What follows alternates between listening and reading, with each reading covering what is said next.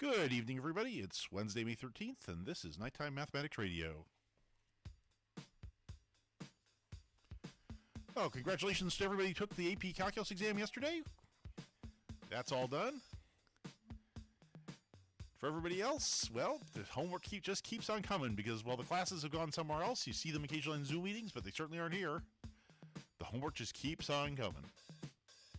So the format of the show is always the same. You can tweet your questions to @NightMathRadio on Twitter, and I'll try to answer them here live on the air. If we don't get any questions, I'll answer a few questions I found floating around on Twitter, and then we'll end the show. So for tonight, sit back. Let's take a minute or two to wait for questions to tweet in. Play some of Apple's strangest loops. This is Nighttime Mathematics Radio.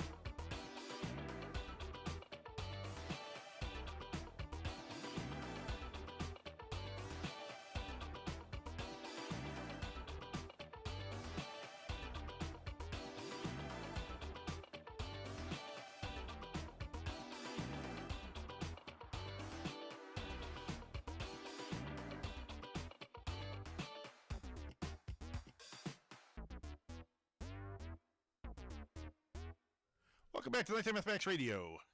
Well, it's a quiet night out there on Twitter, which makes sense. I think everyone's tired from exams. So let's take a look at the questions that came in off of Twitter. Now, one of these questions is sort of a fun one. Let's take a quick look at it. There's an exponent question that's basically a lot of fun. And the question looks like this. One moment. Get my mouse back to on the screen so I can switch screens. Question looks like this. It says, which of these is bigger? 2 to the 3,000 or 3 to the 2,000. And obviously, if you try to multiply this out, you're going to go crazy because that's 3,000 multiplications. This place. If you play, so this one's going to be hideous. This one's also going to be really hideous. It's only 2,000 multiplications, so that's a big only. So what can we do? Well, it's easy to compare exponents if either you have exactly the same exponent or you have exactly the same mantissa.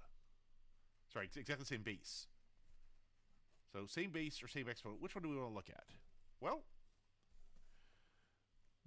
let's take a look at what can we get here. Same base is hopeless. You can't turn a 2 into a 3. You can't turn a 3 into a 2 easily.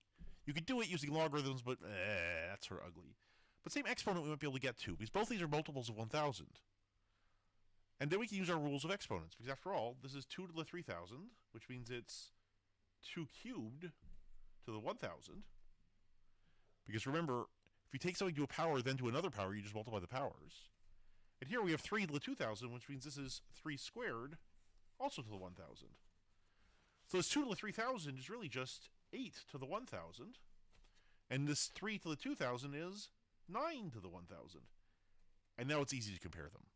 Because obviously, 9 to the 1,000th power is going to be bigger than 8 to the 1,000th power. So that's an easy comparison. And this is a typical trick for comparing these things. Doing it without having to dig out logarithms is tricky. How would we do it if how would we do it if we weren't able to play a trick like this? I mean, this is cute, but what if it had been 2 to the 2001 and 3 to the 1999? Now there's no cute trick that's going to save us. So now what can we do? And the answer is, now we can use properties of logarithms. So I'll dig out my calculator here. How? Well, remember, every log, natural log, common log, whatever, is strictly increasing with its input. So if this is less than this, then the log of this will be less than the log of that, and vice versa. So let's compare the logarithms instead. Let's take a look at, say, for example, I'll just use common log base 10, log of 2 to the 2001, and log of 3 to the 1999. Now you're going to say, well, that's gradient, but you still have to multiply this by 2001 times, don't you? And you still have to multiply this 1,999 times. No, because one of the cool properties of logarithms is that the log of something to a power is just that power times the original logarithm. So this is 2001 times log of 2, and this is 1999 times the log of 3. And we can find those things. We can say, well, what's the natural log of 2? What's a common log of 2? Oops, clear again. Wait, clear that again. 2 log. This is 0.3010. Older math students used to have to memorize that one because it came up so very often.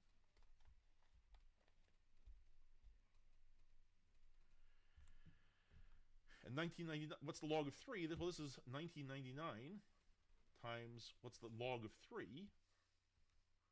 This is 0.4771. That's another one you used to have to memorize.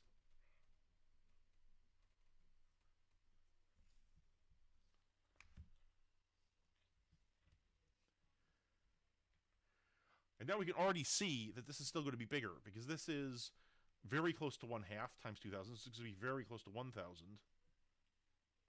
This is going to be 2,000 times 0.3, which is going to be much less than 1,000. But just, since we got a calculator right here, we don't have to estimate. We can just do it. 2,000 times 0.3010 is 602, roughly speaking. And 1999 times 0.4771, this is about 953. So what does that mean? It means that 2 to the 2001 is still less than 3 to the 1999, even without cute trickery. And this is really one of the big uses of logs. Logs let you play with very, very big numbers in a sort of sensible way. Okay, let's look at the other problems. The other problems that came up are way back in Algebra 1. And let's just take a look at them. They're kind of cute. The question is, this is a fill-in-the-blank question, and these are questions that are kind of open-ended, and each of these questions has more than one answer. So the first one says, well, can we fill in the blank such that this is actually factorable? X squared plus something times x plus 4 with an integer. Because if you don't say with an integer, if you allow fractions or what we call it, irrational expressions, then anything I put there almost can be, not anything, but a large range of things I can put there are factorable. If I allow complex numbers, anything I put there is factorable. But we want integers. The question is, we have to remember how this is going to work. This is good. If we factor this with integers, we don't have a choice for the first piece of each term, because this is just 1. So this is x plus something times x plus something else is equal to x squared plus something x plus 4. So the question is, well, these two things have to multiply together to make 4. And if we're playing with integers, the only choices here are either 1 and 4 or 2 and 2. Because those are the only integers that can multiply together to make 4. So we have two choices for that middle piece now. If in this case it would be 4x plus 1x or 5x, so this could be a 5. In this case it would be 2x plus 2x, so it would be a 4. And those are our only choices. So the fill-in here must be either 4 or 5. Which one is it? We don't know. We don't have enough information. It's got to be one of those two things, and that's all we can tell from the problem as it's written. And that's pretty typical for an open-ended problem like this. Let's look at the next one. Suppose we have x squared plus something x minus 12. is equal to something. It's factorable. Well, again, we have no choice for the first piece. X plus something, x plus something, or minus something. It could be either way. But now we have minus 12 here. So we need to have two numbers together that multiply together to make minus 12. And now we have a lot of choices. It could be minus 1 and 12. It could be 1 and minus 12. Because after all, we have a choice where we put the sign. It could be minus 2 and 6. It could be 2 and minus 6. It could be minus 3 and 4, or it could be 3 and minus 4. And every one of those is its own choice, which gives us a different way of factoring the problem. So what could go in that middle piece? It could be, well, it could be 12 minus 1, or 11. So the possibilities for that middle term are 11, or could be minus 12x plus x, or so this could be minus 11, or could be 6x minus 2x is 4x, so it could be a 4, or a minus 4 going the other way. Or here we have 4x minus 3x, could be just 1x or minus 1x. And every one of those gives us its own factorization, so any of those are possible answers. And this seems really tedious, so I'd say, well, gosh, is this really how you do things in higher mathematics? The answer is no. You can see this is actually hard to do. This takes a lot of thinking. And one of the main goals of algebra is to not think to do easy math problems. So if we have a technique that requires you to think, that means we need a better technique, and that's where the quadratic formula comes in. That's why we learned how to complete the square, find the quadratic formula, and do all the other things. So then the question comes, well, why are we doing this? If this is never a technique you'd actually use to solve quadratic equations, why do we spend all this time at factoring? And the answer is, well, where factoring really does come in useful, where factoring is actually helpful, is not with numbers like this, but with big complicated expressions with lots and lots of variables, because spotting that something can be written as a product of two factors in a complicated theory problem usually tells you something about the theory, and that's what we're trying to learn how to do. And that really does come up. So if you're working on some complicated theory problem involving all sorts of things like letters and numbers and who knows what, so you end up with something like, say, alpha squared x squared over beta to the fourth plus, say, let's come up with a good one here to make it more kind of interesting.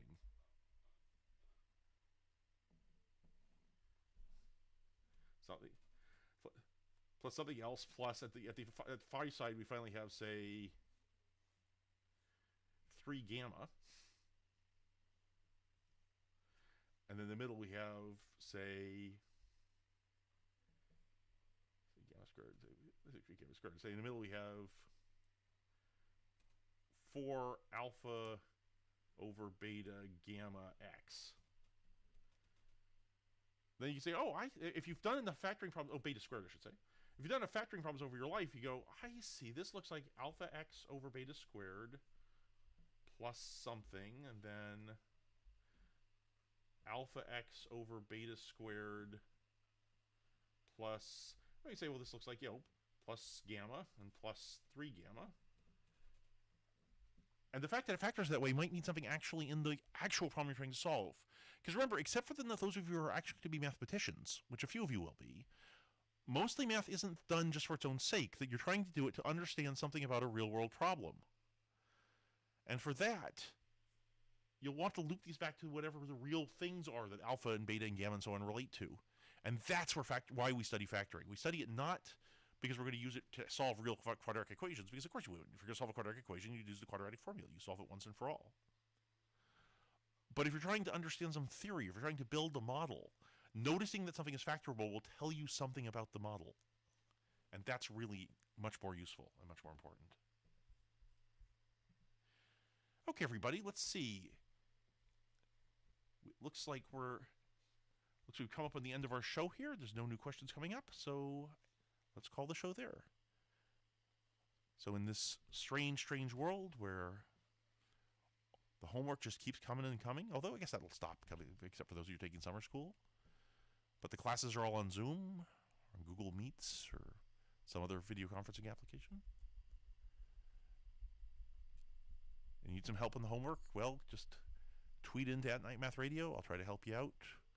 Weeknights at 9 p.m. Pacific, whenever my daytime job gives me the free time to do it. So I'll see everybody tomorrow night. Signing off now. Good night, everybody.